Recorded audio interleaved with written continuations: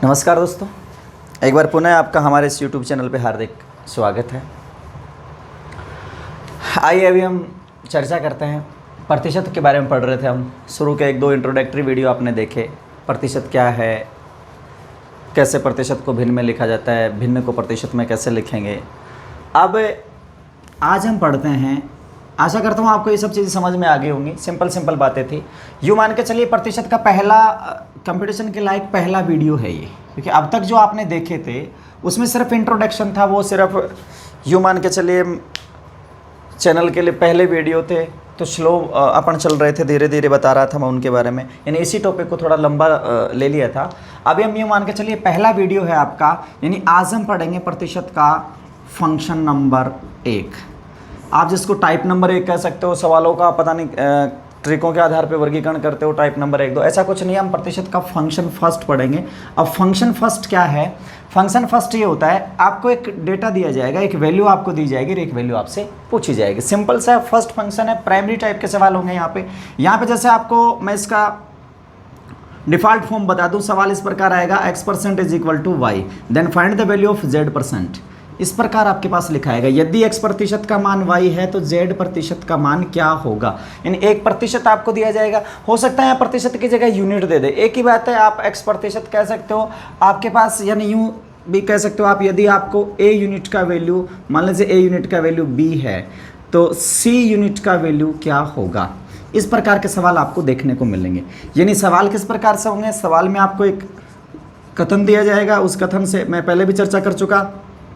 उस कथन से आपको एक डेटा बनाना है और उस डेटा के बाद आपको एक क्वेश्चन का दूसरा पार्ट होगा, उसमें कुछ पूछा जाएगा आपसे। उस डेटा के आधार पे आपको उसका आंसर बताना है। और पहले वाले वीडियो में हमने चर्चा करी थी, यदि आपके पास कहीं ऐसा यूनिट सिस्टम बनता है कि x% का वैल्यू y है तो z% का वैल्यू क्या होगा, या a यूनिट का वैल्यू b है तो c यूनिट का वैल्यू क्या होगा। क्योंकि एक ही नियम यूनिटरी मेथड जब आप पढ़ेंगे और अच्छे से समझ जाएंगे, यहाँ से फास्ट हल करना आप सीखिए, सीधा ऐसे हल करेंगे। इसका आंसर हो जाएगा yz/x। कैसे? ये दोनों तिरछा गुणा होंगे और x भाग में आ जाएगा। क्यों आ जाएगा, मैंने पहले वीडियो में चर्चा कर चुका। आप उस वीडियो को एक बार देख लें, आपको समझ में आ जाएगा, यानी 1 यूनिट निकाल के कैसे होता है। चलिए सवाल देखते हैं। पहला सवाल है आपके पास सिंपल सा सवाल लेता हूँ मैं। किसी संख्या का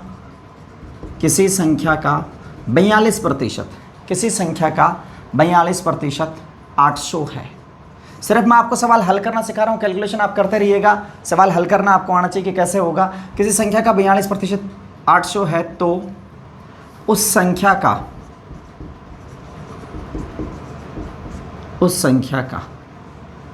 मान लीजिए 56% क्या होगा।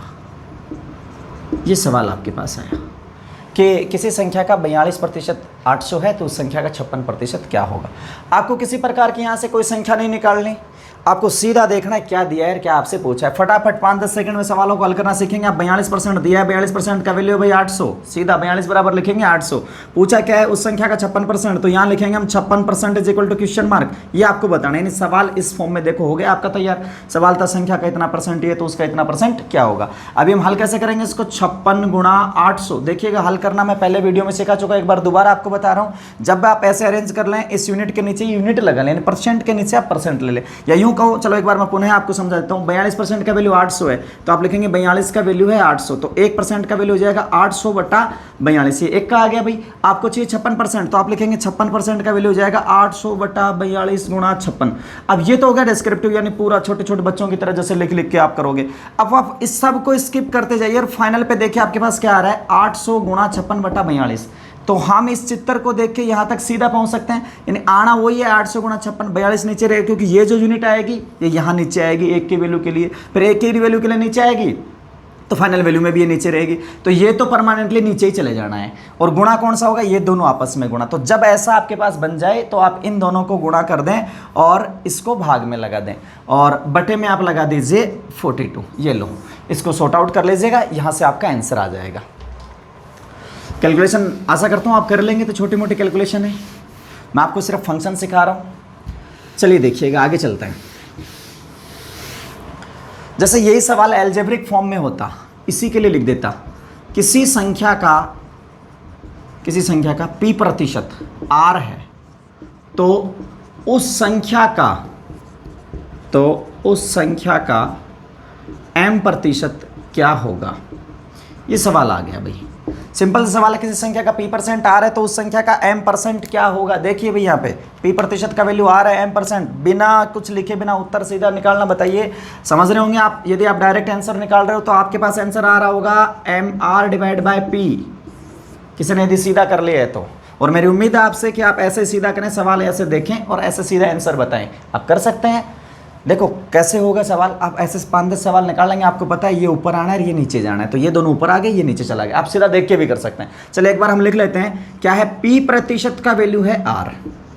कोई संख्या है उसके लिए p% रिप्रेजेंट कर रहा है r को, तो आपसे पूछा m% क्या होगा। अब वही तरीका बनेगा, p% की वैल्यू है r, अतः 1% की वैल्यू होगी r/p, अतः m% की वैल्यू होगी r/p गुणा m। तो आपके पास आना है r/p गुणा m, मीन्स सीधा देखिए r इंटू एम हो रहा है। ये लो, यहाँ से लिखने के बाद तो आप कर लेंगे, इसको इससे गुणा कर दें और जो क्वेश्चन मार्क के सामने उसको आप भाग में लगा दें, तो आपका आंसर आ गया r into M. M R लिख दिया भाई, mr/p, एक ही बात है, mr या rm। गुणन में क्रम मिलीमेता का पालन होता है भाई, इसलिए mr या rm जो भी लिखे दोनों सही है। चलिए हम आगे चलते हैं। अब हम चलते हैं उन सवालों के लिए जहाँ कुछ प्रतिशत जोड़ा जाता है, कुछ प्रतिशत घटाया जाता है, इस प्रकार के सवाल। कल वाले वीडियो में या पिछले वीडियो में आपने देखा होगा, मतदान से रिलेटेड सवाल थे, परीक्षार्थी से रिलेटेड सवाल थे, इस प्रकार के सवाल। अभी हम चलते हैं छोटे से सवाल जहाँ भिन्न में प्रतिशत दिया जाएगा। जैसे देखिएगा, किसी संख्या में उसका 20% जोड़ देने पर किसी संख्या में उसका 20% जोड़ देने पर यह है 1440 हो जाती है,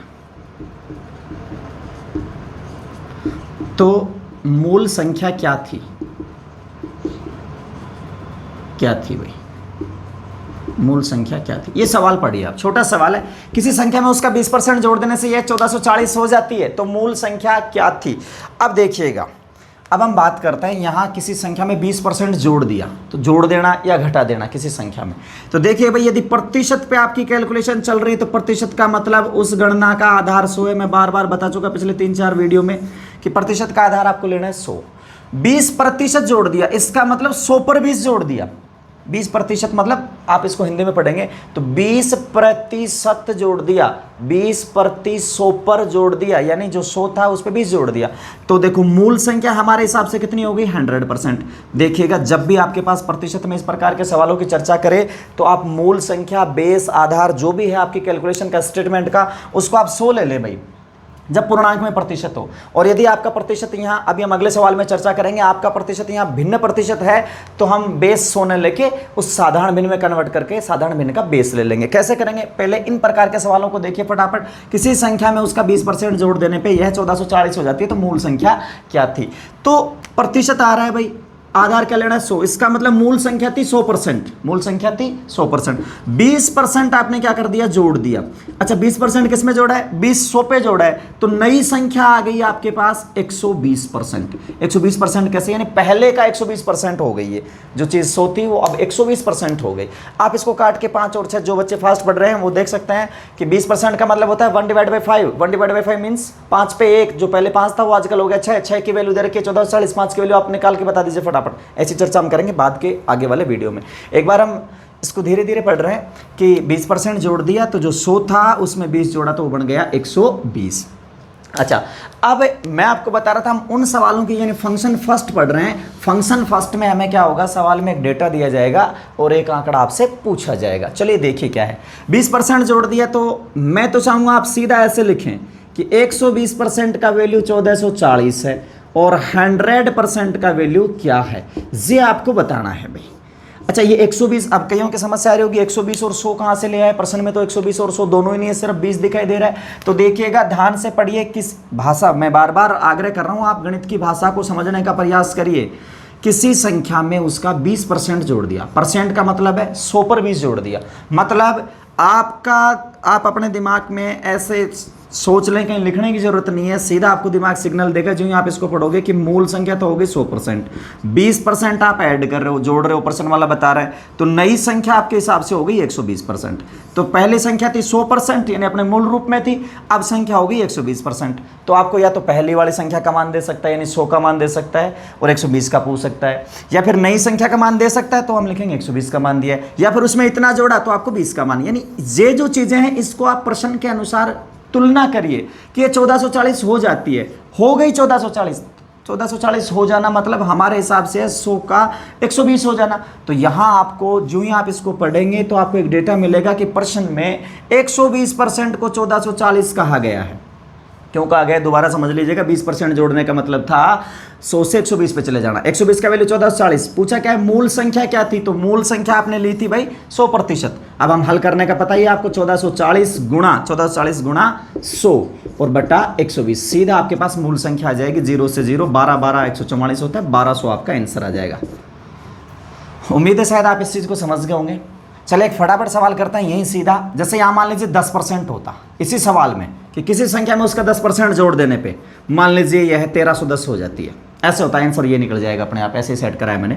किसी संख्या में उसका 10% जोड़ देने से 1310 हो गई तो क्या करेंगे भाई, सॉरी 1210 हो गई या 1310 जो भी है 1210 हो गई, जैसे यही आंसर आ जाएगा, 1100 आएगा सॉरी। देखिएगा तो 10% जोड़ देने पे 1210 हो गई, तो मूल संख्या क्या थी, तो 10% जोड़ा 100 थी, 10% जोड़ा 110 हो गया, तो यहाँ हम लिखना है 110, 110 को शो कर रहा है 1210, 1210 हो जाना है, यानी 1210 110% को दिखा रहा है, क्या चाहिए था आपका 100, तो 1210 गुणा 100 बटा 110, ये लो भाई 1100 आपका आंसर आ जाएगा। समझ गए होंगे कैसे करना है आपको। देखिएगा आप एक बार कैलकुलेशन पर नहीं जाके फंक्शन सीखें कि फंक्शन में कैसे आपको देगा, कैसे आपको ये हल करना है, लिखना कैसे, बाकी कैलकुलेशन आप आराम से चाहे 1 सेकंड 2 सेकंड फालतू लगा लेना, कैलकुलेशन एक्यूरेसी के साथ करिएगा। चलिए आगे चलते हैं। यही सवाल ऐसे होता जैसे किसी संख्या में से उसका 15% घटा देने पर, किसी संख्या में से उसका 15% घटा देने पर यह 1700 हो जाती है, तो मूल संख्या क्या थी, ये सवाल देखिएगा भाई। किसी संख्या में से उसका 15% घटा देने पर यह 1700 हो जाती है, तो मूल संख्या क्या थी। देखिएगा 15% घटा देने पर यह 1700 हो जाती है, उम्मीद आप फटाफट बताएंगे। मूल संख्या आपको लेनी है 100%, आपने घटाया 15%, तो संख्या शेष रही आपके अकॉर्डिंग 85%। 85 कहाँ से लाया मैं, 100% था, 15% घटाया, 100 में से 15 गया 85। अच्छा 100 पुरानी संख्या थी, 15 आपने उसमें से तोड़ दिया, 85 आपके पास रह गई। अब बोलो प्रश्न में डेटा जो दे रखा है वो किसके लिए दे रखा है, अब डेटा आपके पास आया है 1700 हो जाती है मतलब घटाने के बाद रह जाती है। तो देखिएगा कितनी रही है आपके पास 85, तो सीधा लिखेंगे 85% को यहाँ 1700 पढ़ा गया है, तो सीधा लिख दिया 85% बराबर 1700। अच्छा मूल संख्या क्या थी, तो यहां लिख देंगे हम 100% की वैल्यू क्या होगी। सुनिए यदि इसी प्रश्न में आपसे मूल संख्या न पूछ के ऐसे पूछ ले कितना घटाया गया, तो आपको संख्या निकालने की आवश्यकता नहीं है, हम कम पढ़ रहे हैं, आराम से पढ़ो, जितना दे उतना लिखो और जितना पूछे केवल और केवल उतना ही बताओ। ऐसे नहीं जैसे ये सवाल होता कि इसमें से क्या घटाया गया था, तो घटाया क्या गया था 15, तो हमारा सवाल ये सीधा ये लो भाई 15 की वैल्यू निकालते, अगला जो पूछे सिर्फ उसी की वैल्यू निकालनी है आपको। अच्छा मूल संख्या पूछ रहा है तो आपको यहाँ क्या लिख देना है 100, और यदि क्या घटाया गया था तो हमें यानी इसी फंक्शन से आपके सारे सवाल हल हो जाएंगे इस प्रकार के। तो कैसे करना है 100 इंटू यानी मूल संख्या निकाल रहे हैं हम 1700 बटे में 85, देखो 17 5 85 5 20 पंजे 100, 2000 आपका आंसर आ जाएगा भाई। आशा करता हूँ शायद आप समझ रहे होंगे इस चीज़ को। देखिएगा यदि आपको इस प्रकार इस समझ में नहीं आ रहा हो या किसी अन्य प्रकार की कोई दिक्कत हो तो कृपया आप कमेंट बॉक्स में जाके मुझे अवगत कराएं, आपके सुझावों का स्वागत है। चलिए अगला सवाल देखते हैं अपन। अगला सवाल जैसे घटाने बढ़ाने के आप कर लोगे, एक एक सवाल मैंने करा दिया, यदि आपको किसी प्रकार की और दिक्कत हो कृपया हमें बता दीजिए, मैं और अगले वीडियो में या नेक्स्ट जब भी आपका कुछ रह जाएगा इसमें से किसी प्रकार के सवाल तो मैं नया वीडियो लेके आ जाऊँगा, उसमें आपको करवा दूंगा। चलिए अब हम आगे चलते हैं। इसी भिन्न की जगह, जैसे ये तो था 20% बढ़ाया 10% घटाया, सामान्य से सवाल थे 20-30% के, कोई खास नहीं है। अब एक छोटा सवाल, यदि आपके पास प्रतिशत जो भिन्न है वो भिन्न प्रतिशत सॉरी जो प्रतिशत है वो भिन्न में आ जाए कि 16 से 2/3, 6 से 1/4, 6 से 2/3, इस प्रकार का, तो देखिए क्या होगा। सवाल कैसे आएंगे, देखिएगा सवाल, किसी संख्या का ऐसे हम पहले पढ़ चुके, किसी संख्या का, एक सवाल फटाफट बता दें आप, 9 से 1/11% 50 है, तो वह संख्या क्या है, ये सवाल आया। छोटे छोटे कंपटीशन में, जीडी वगैरह, पुलिस वगैरह में ऐसे सवाल खूब पूछे जाते हैं, ध्यान दीजिए। ऐसे सिंपल सवाल हैं, 2-4-5 सेकंड में हल होने वाले सवाल हैं। किसी संख्या का 9 से 1/11% 50 है, तो वह संख्या क्या है। अब जिसको किसी को इनका भिन्न वगैरह आता है, याद है, वो प्रश्न देखते सीधा लिख देगा 550। ये लो, ये आ गया आंसर। करना कैसे है आपको, ऐसा नहीं है कि मैंने इसका कोई आंसर याद था इसलिए मैंने ये लिखा, सीधा दिख रहा है 11×5 = 550। 11×5 क्यों करा, देखिएगा। इसका सॉल्यूशन हम इस प्रकार करेंगे, 9 से 1/11% है, इसका मतलब यदि आप संख्या को 100 लेते हो तो यहाँ जो वैल्यू दी गई है वो 100 में से 9 और 1/11 हिस्से की दी गई है।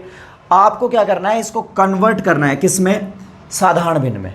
अब साधारण भिन्न में कैसे कन्वर्ट करोगे, या तो आपको याद ही होगा 9 से 1/11, चूंकि मैंने आपको बताया था 1 से लेके 1/20 तक, यानी 20 भिन्न हैं जो अक्सर गणित में इधर उधर घूमती रहेंगी, ब्याज वगैरह, बट्टे वगैरह, लाभानी, सब में ये काम आएंगी। तो मैं एक बार पुनः आपसे आग्रह कर रहा हूँ कि गणित को थोड़ा सा फास्ट करने के लिए छोटी छोटी चीज़ें आप याद कर लें तो बेटर रहेगा। तो 9 से 1/11% यदि याद है तो आप सीधा 1/11 लिख देंगे, आपका टाइम बच जाएगा। और यदि आपको याद नहीं है तो आप सीधा क्या करने वाले थे, 11 इसको साधारण भिन्न में बदलोगे, 11×9 = 100/11%। अब 100/11% को आप लिखने वाले थे 100/1100, तो ये आ गया आपका 1/11। तो चलिए इनको याद करोगे तो अच्छा रहेगा। तो 1/11 इसको हो गया।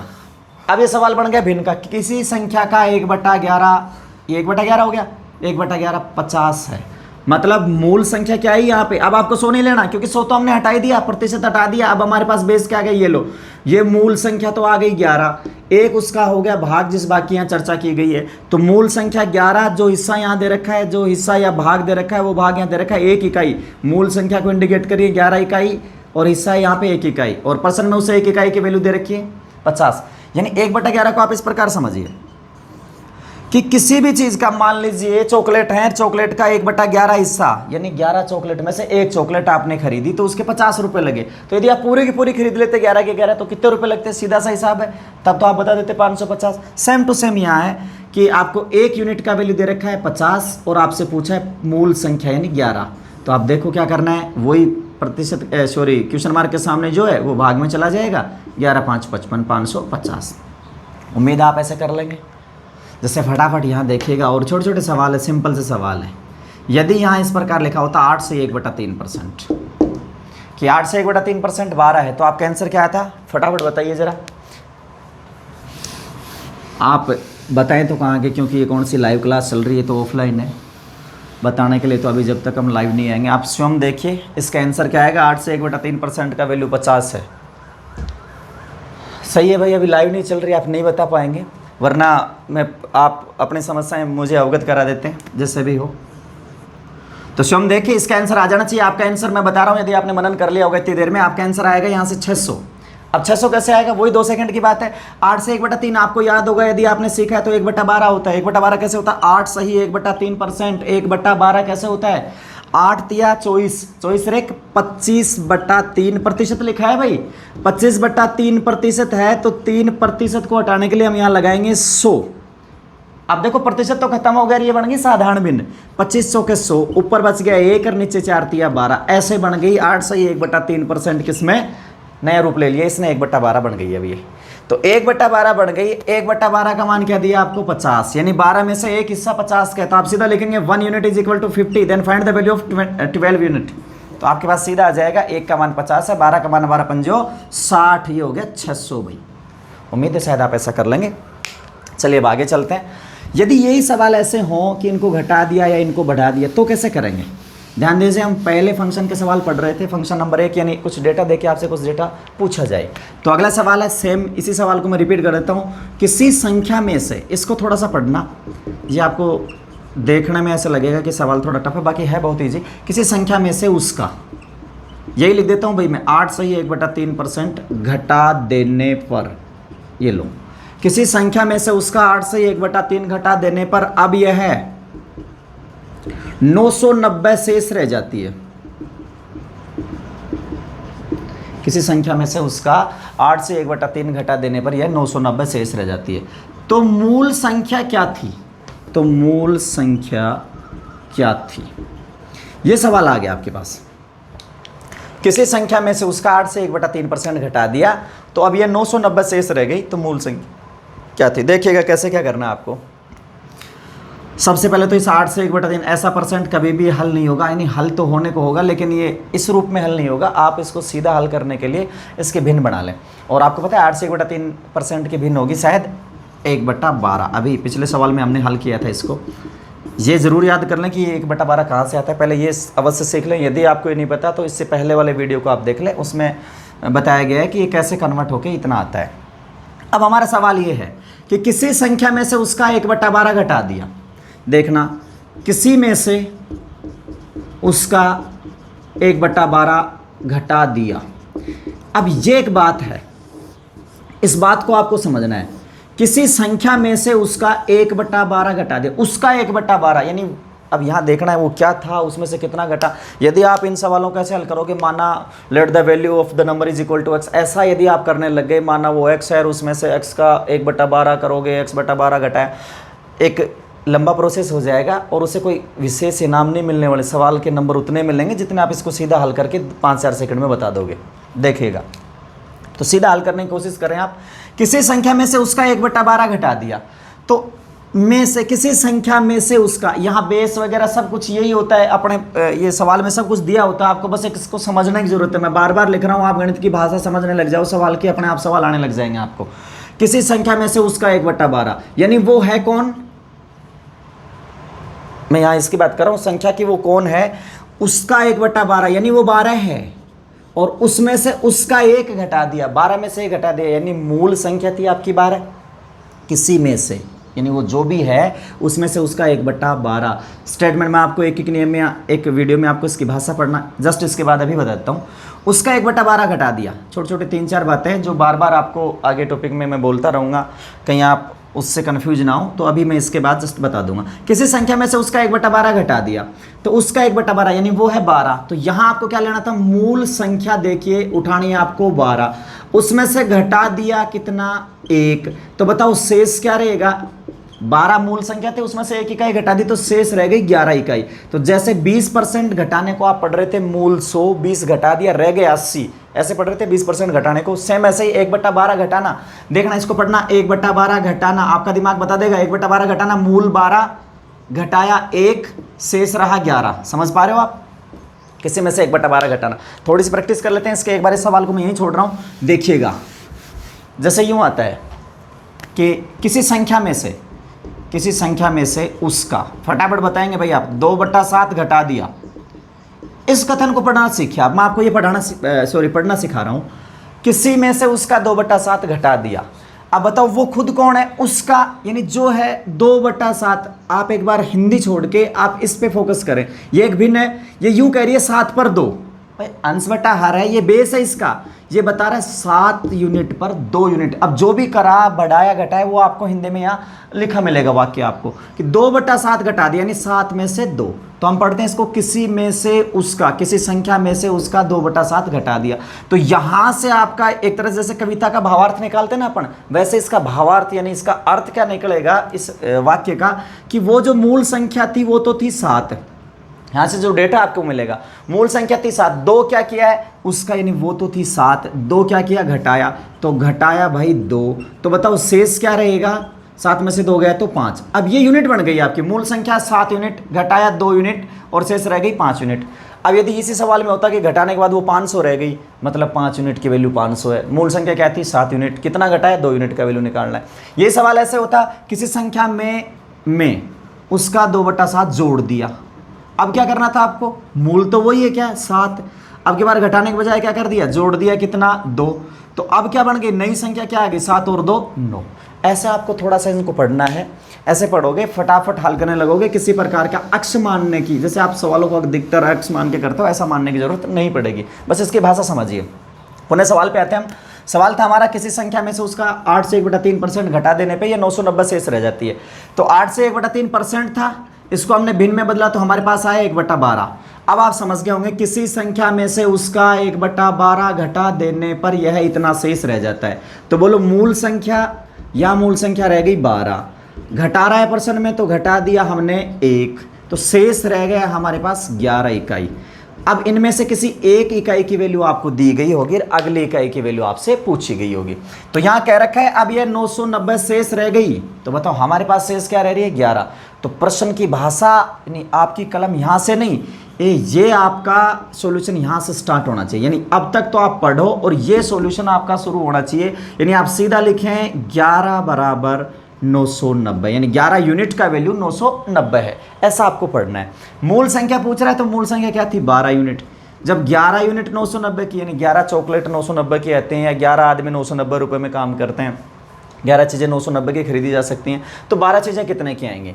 या तो सीधी सी बात है 11 990 की तो एक हो गई 90 की, 12 नामा 108, 12 हो गई 1080 की। या फिर आप क्या करें, आपको तरीका पता है 990 गुणा, ये इससे गुणा होना है, ये भाग में जाना है। मैं बार बार ये बता रहा हूँ, अर्थमेटिक लगभग हम इसी फंक्शन से पढ़ लेंगे। गुणा 12/11, 11 9 90, 90 12 नामा 108, आपका आंसर आ गया भाई 1080 थी वो पहले। उम्मीद है आप समझ गए होंगे, खासकर इस कथन स्टेटमेंट को पढ़ना। चले हम एक सवाल और लेते हैं, सेम टू सेम ऐसा ही आगे देखिएगा भाई। अगला सवाल है आपका, किसी संख्या में उसका 14 से ही 2/7% जोड़ देने पर, 14 से 2/7% जोड़ देने पर यह है 640 हो जाती है। तो मूल संख्या क्या थी?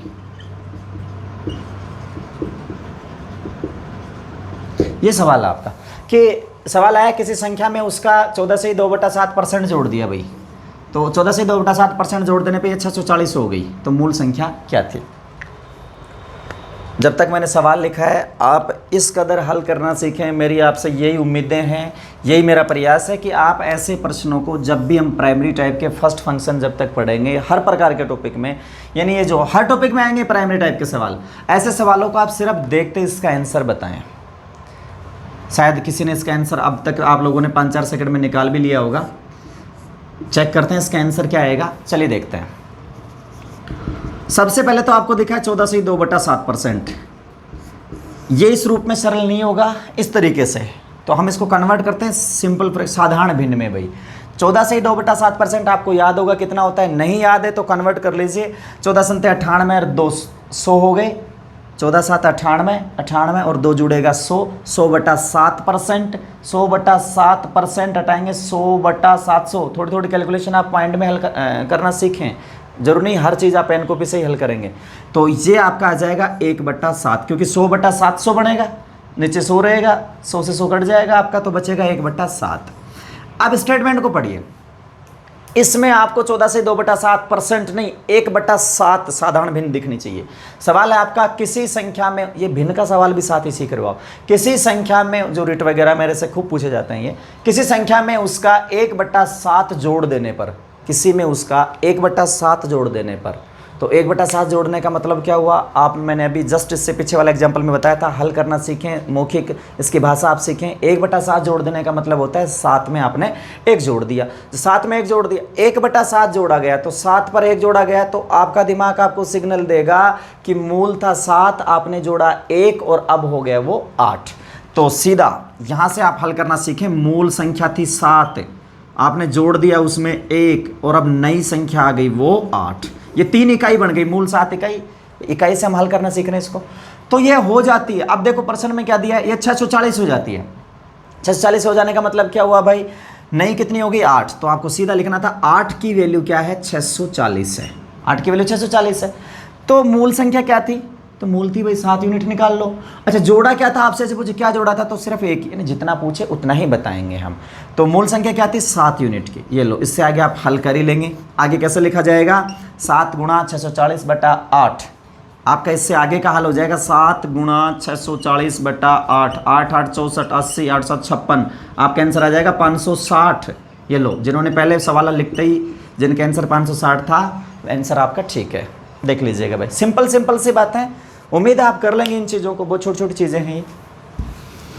तो ये थे आपके पास प्रतिशत के फर्स्ट टाइप के सवाल, जिनमें आपको यूँ बताया गया था कि किस प्रकार आपको डेटा दिया गया है, एक डेटा देके एक डेटा आपसे पूछा गया है।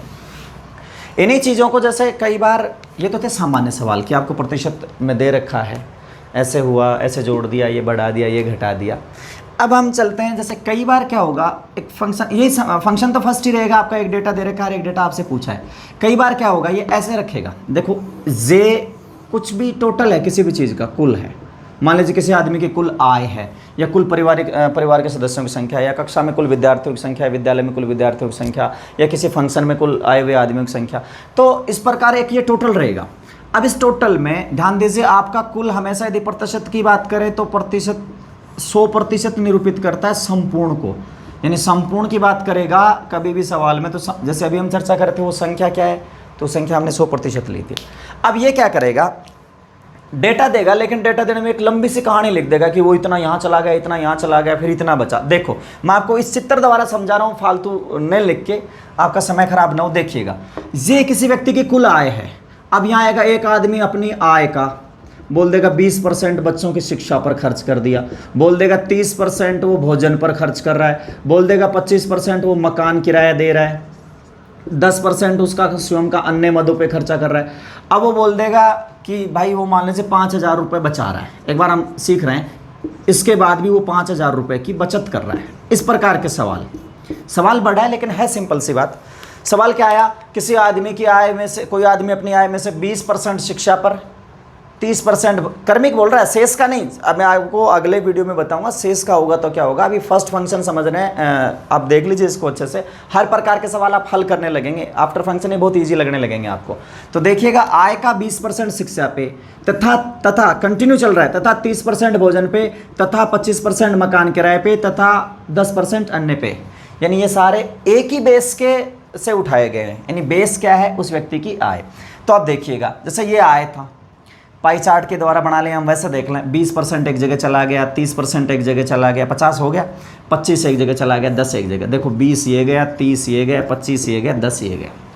प्रतिशत था तो 20 और 30 50, 50 और 25 75, 10 85। तो 85 तो उसने खर्च कर दिया।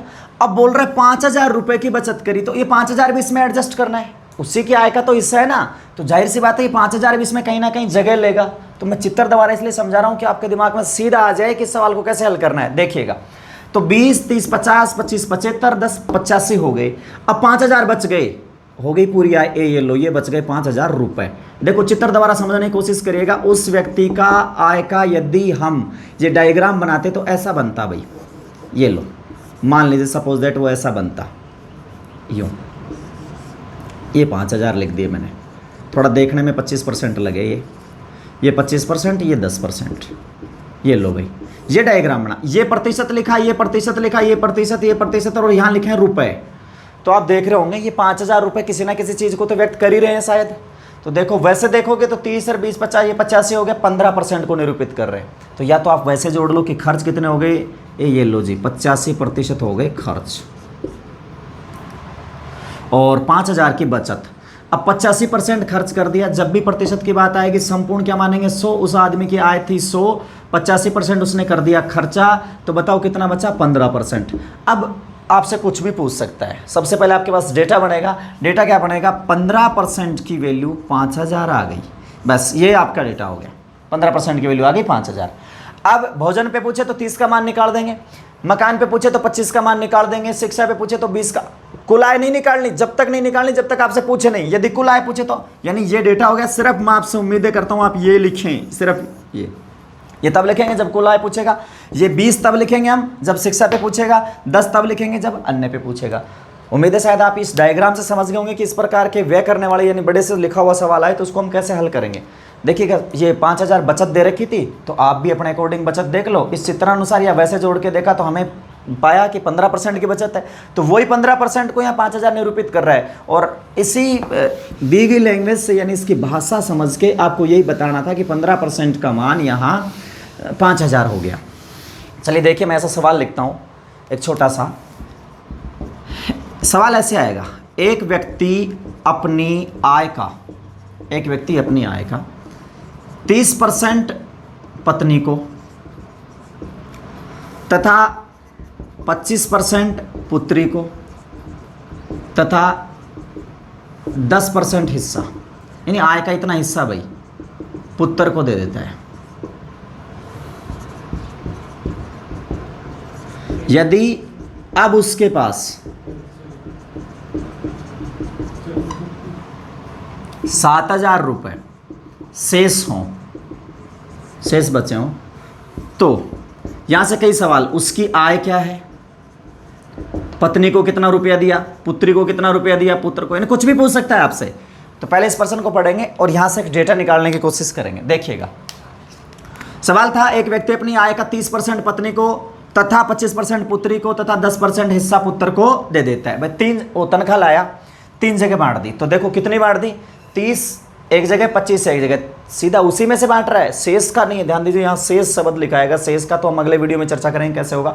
30% पत्नी को, 25% पुत्री को, तो 30 और 25 कितना हो गया भाई, 55, और 10 पुत्र को, तो 55 और 10 65% उसने बांट दिया। तो आपके दिमाग में आएगा 65%, अरे भाई ये चिन्ह आपको दिखाई देगा, इसका मतलब गांठ बांध लो 100 पर।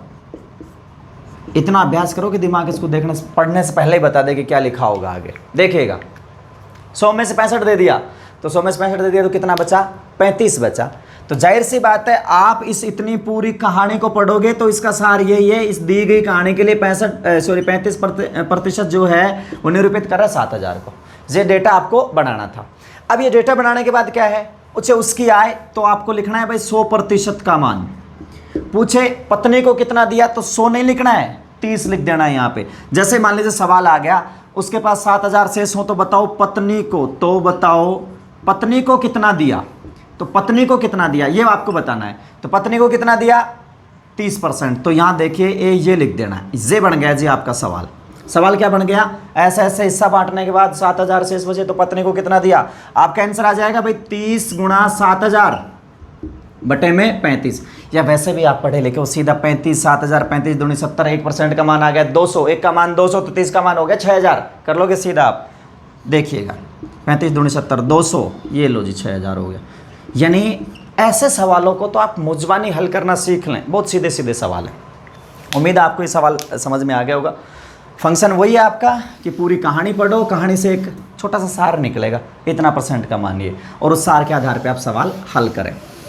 जैसे कई बार प्रतिशत में इसके चुनाव वगैरह के सवाल आते हैं, तो चुनाव के सवाल कैसे आते हैं देखिएगा, पहले भी वीडियो में मैं करा चुका। एक छोटा सवाल लेते हैं, किसी 2 उम्मीदवारों के चुनाव में कुल मतदाताओं के 10% ने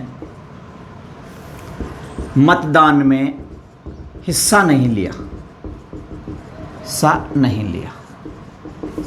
अब 10 ने हिस्सा नहीं लिया, तो जाहिर सी बात है 90% ने वोट डाले हैं। अब आगे जो कहानी होगी वो या तो उसी बेस पे चलेगी, 100 पे चलेगी या 90 पे। यदि यहाँ शब्द लिखा, ध्यान दीजिएगा, ऐसे सवाल में आप अगले वीडियो में और अच्छे से समझेंगे इसको, लेकिन थोड़ा सा मैं आपको यहीं समझा दूँ, क्लियर कर दूँ कि कई जगह आप ट्रिक वगैरह ये वो लगाते हो। तो जैसे 10% ने हिस्सा नहीं लिया, तो जाहिर सी बात है वहाँ मतदान हुआ 90%।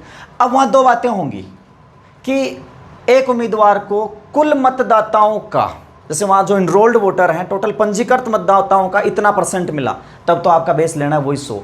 या फिर यहाँ लाइन लिख देगा उसको उम्मीदवार को डाले गए मतों का इतना मिला, तो जो मत डाले गए वो 90 पे से कैलकुलेट होने लग जाएंगे। अभी हम चर्चा कर रहे हैं कि आपके पास एक पूरा बेस है जिसको आप 100% पढ़ रहे हो, इसमें से काटता गया, इतने % काट दिए, इतना % यहाँ काट दिया, इतना यहाँ काट दिया, इतना यहाँ, और लास्ट में एक वैल्यू दे रहा है कि 500 रुपये बचे। तो ये 500 कितने % को इंडिकेट कर रहा है, हम तो इतना ही सीख रहे थे कि व्यक्ति अपने आय में से पत्नी को दे दिया, पुत्र को दे दिया। अब यहाँ भी यही कहानी होगी, 10 ने वोट नहीं डाले, फिर बच गए जो वोट हो गए वो 2 उम्मीदवारों में बट गए, एक इतना ले गया, दूसरा इतना ले गया, इतने से वो जीत गया। तो यानी इन सब कहानी का मतलब ये निकलेगा, वो ये कहानी कह के आपसे यूँ पूछेगा इतना प्रतिशत का वैल्यू क्या है, जो नंबर यहाँ चर्चा में आया उस नंबर का इतना परसेंट किस वैल्यू को इंडिकेट करेगा। तो चलिए आगे सवाल लिखते हैं, हम पूरा करते हैं एक बार। किसी दो उम्मीदवारों के चुनाव में, किसी दो उम्मीदवारों के चुनाव में कुल मतदाताओं के 10% ने मतदान में हिस्सा नहीं लिया तथा कुल पंजीकृत मतदाताओं का, मैं लैंग्वेज साफ लिख देता हूं यहां आपको समझ में आ जाए, कुल पंजीकृत मतदाताओं का 48% मत प्राप्त करके एक उम्मीदवार 120 वोटों से जीत गया। आपको बताना है वहां कुल पंजीकृत मतदाताओं की संख्या। ये लो, ये सवाल आया भाई कि किसी दो उम्मीदवारों के चुनाव में कुल मतदाताओं के 10% ने मतदान में हिस्सा नहीं लिया तथा कुल पंजीकृत मतदाताओं का 48% मत प्राप्त करके एक उम्मीदवार 120 वोटों से जीत गया।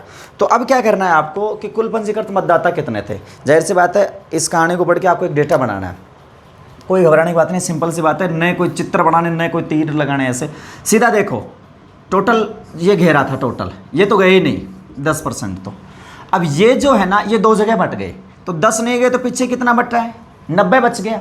अब 90 दो हिस्सों में बट रहा है भाई। देखो ये मैं एक चित्र से समझा देता हूँ आपको, एक बार समझा रहा हूँ आपको, हमेशा सीधा बिना कोई चित्र बनाए सीधा हल करने का।